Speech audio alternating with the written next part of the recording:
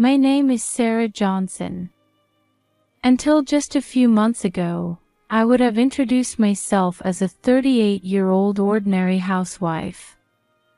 But now, my life is in the midst of a major change. Our family lives in a quiet residential area in the suburbs of Boston. My husband, Michael, is 40 and works at a local advertising agency. We've been together since college and got married right after graduation. Our son, Jacob, is 8 years old. He's an energetic and curious little boy. And now, I'm pregnant with our second child.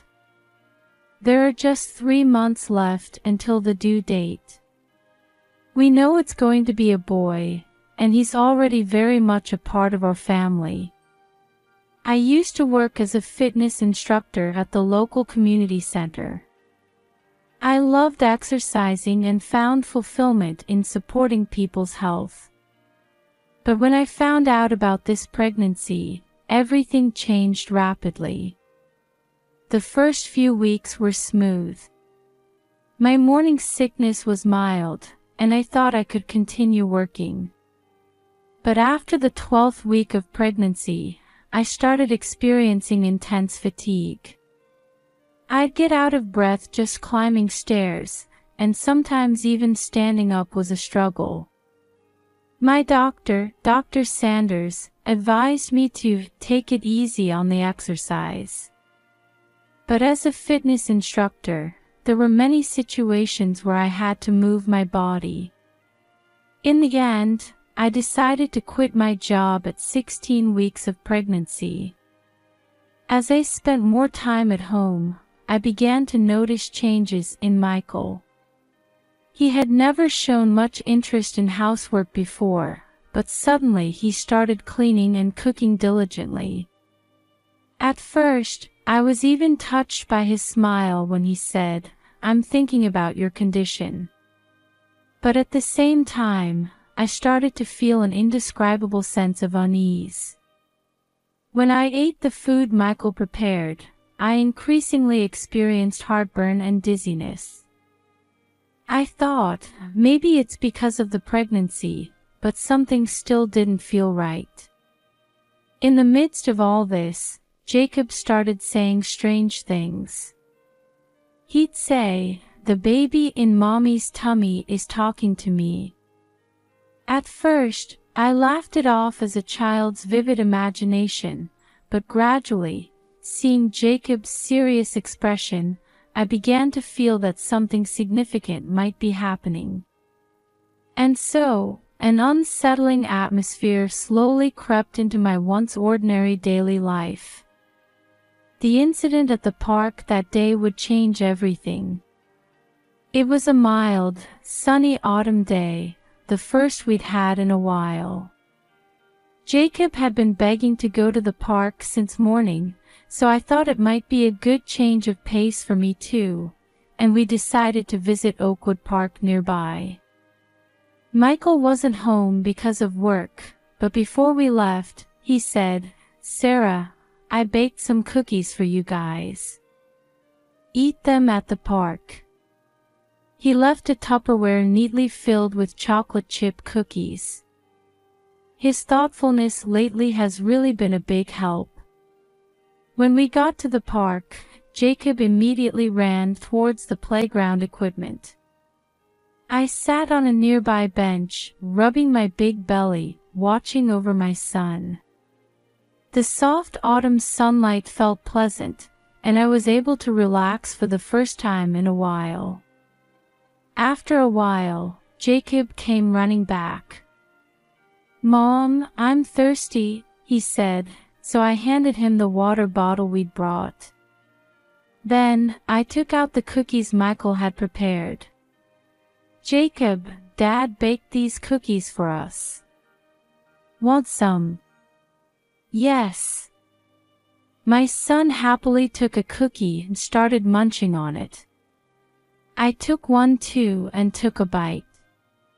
A sweet and fragrant aroma spread through my mouth, and it was very delicious.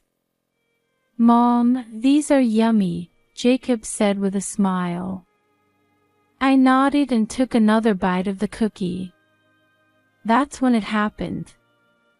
Suddenly, I was hit by intense dizziness.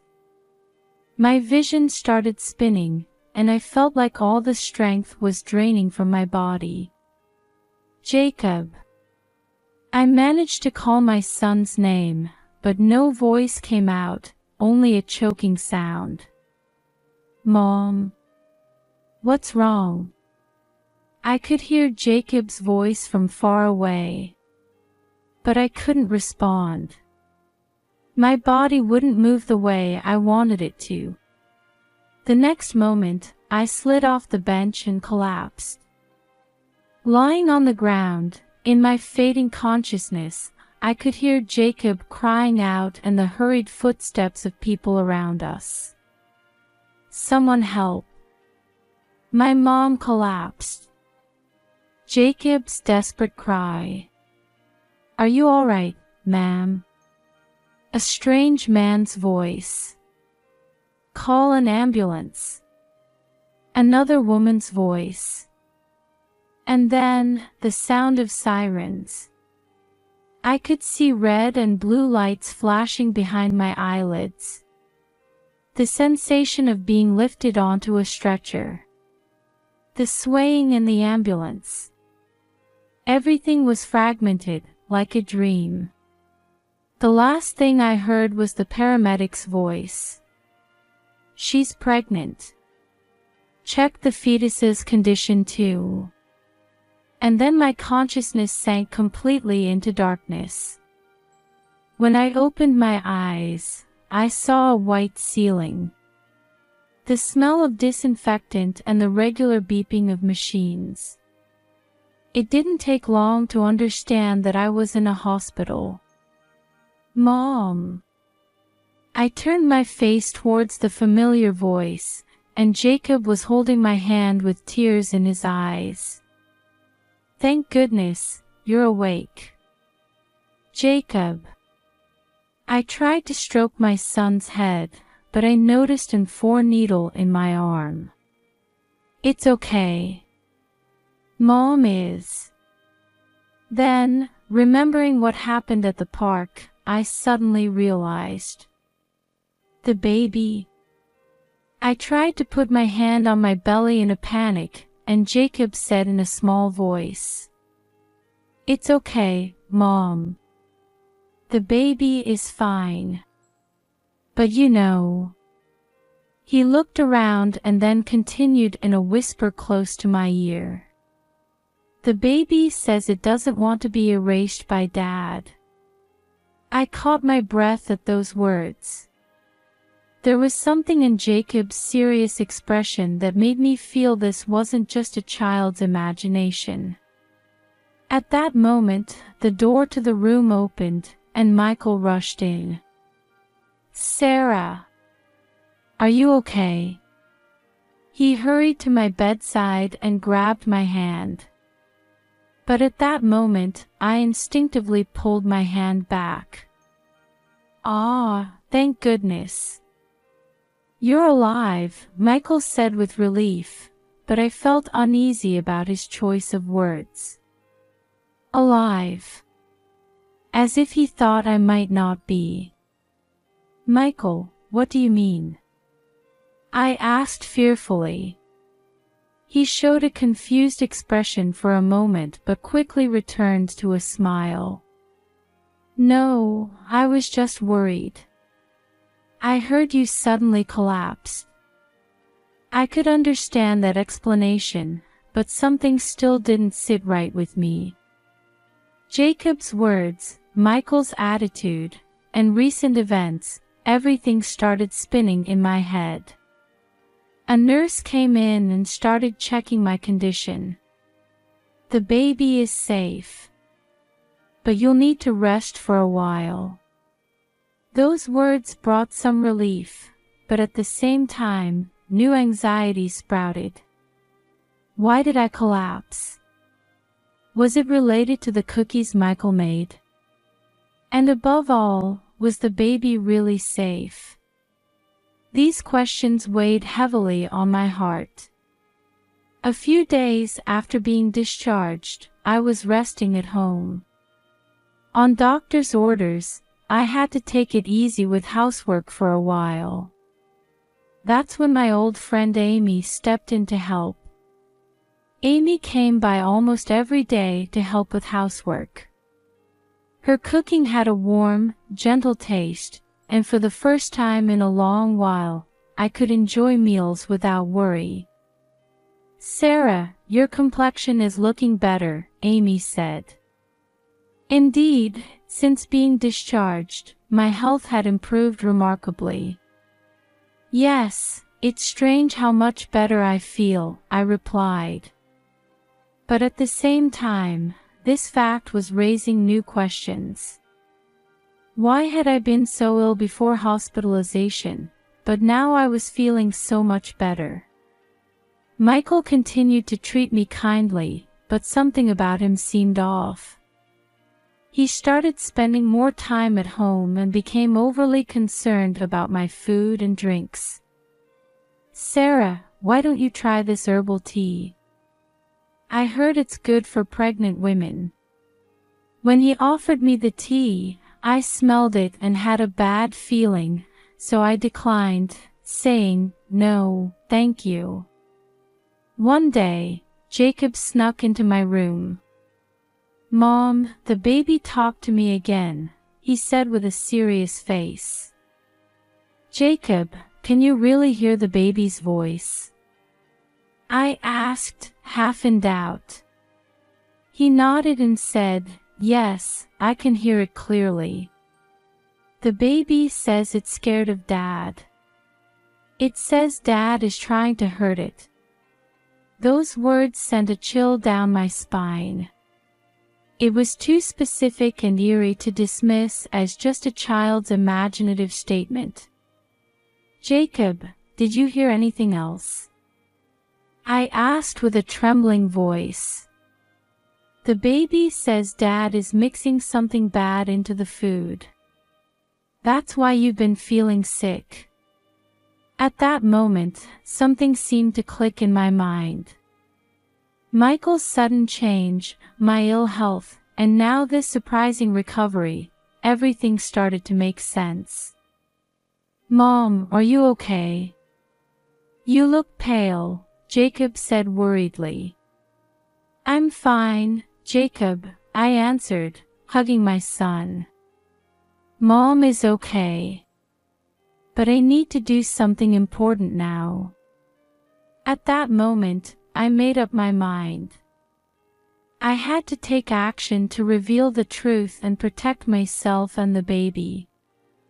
After hearing Jacob's words, I decided to take action. First, I dug out the baby monitor we had used when Jacob was a baby. I thought I could use this to monitor Michael's actions by hiding it in the kitchen. I also told Amy about the situation and asked for her help. At first, she seemed incredulous, but seeing my serious expression, she promised to cooperate.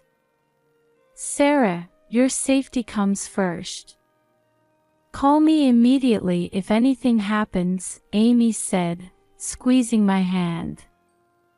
From that day on, I secretly started observing Michael's actions through the baby monitor. For the first few days, nothing unusual happened, but on the fourth night, I witnessed a shocking scene. The monitor showed Michael mixing something in the kitchen late at night. He took out what looked like white powder from a small bottle and mixed it into my breakfast smoothie. When I saw this scene, a chill ran through my entire body. The next morning, after Michael left for work, I immediately contacted Amy.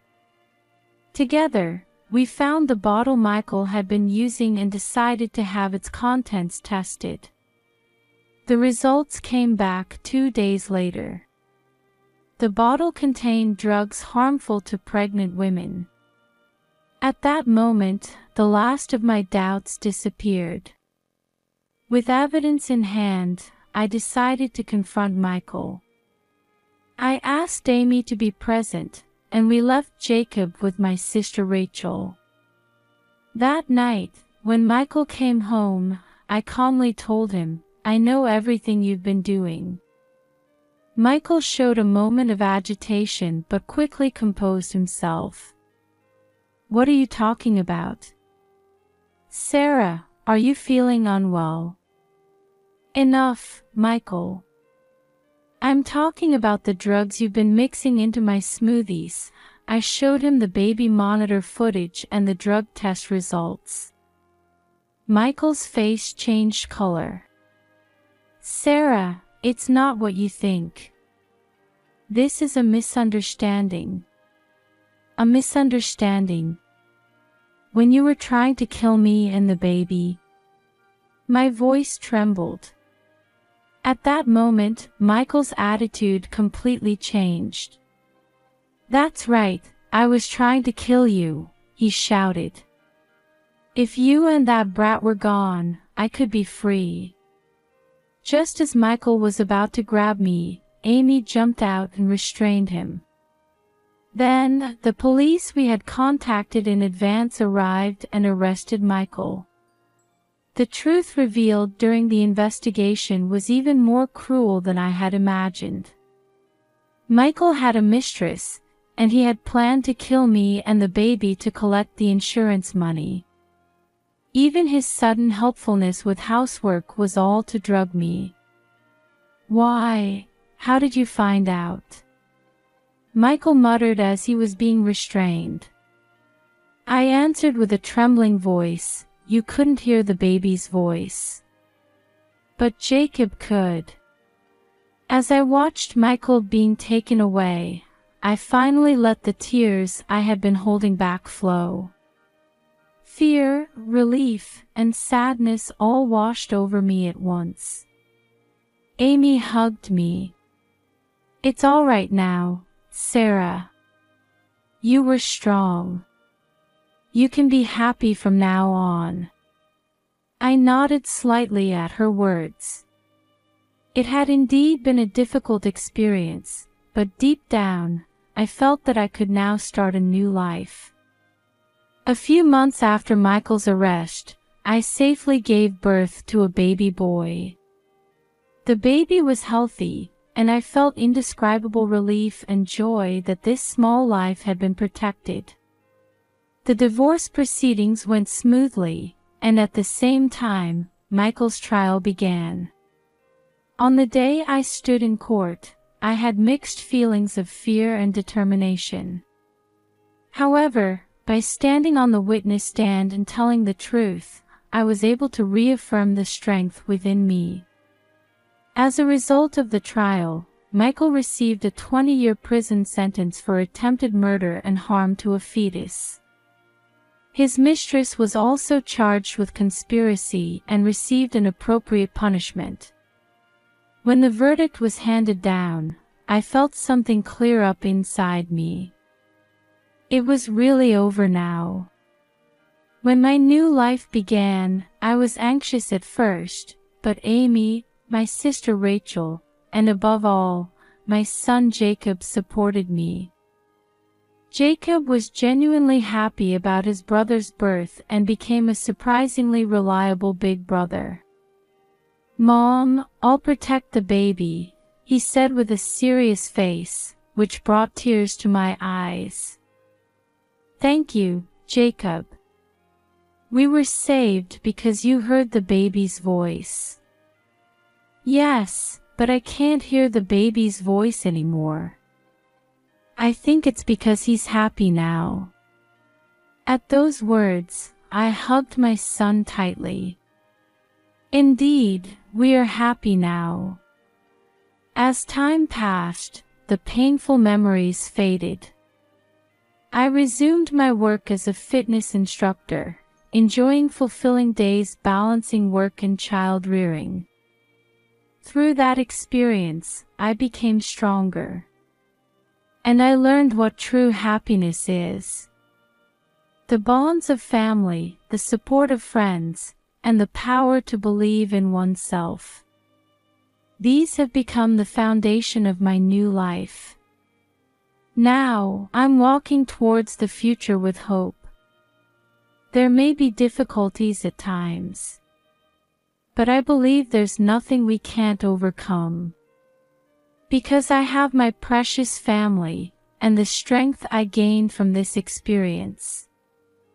On nights when Jacob and the baby are fast asleep, I often stand by the window and look up at the starry sky. And in my heart, I whisper, "Thank you. We are happy. And we will continue to be, forever." With each new morning, the bonds of our family grow stronger. And I am certain, no matter what difficulties may lie ahead, we will surely overcome them. Because we have love and hearts that believe in each other.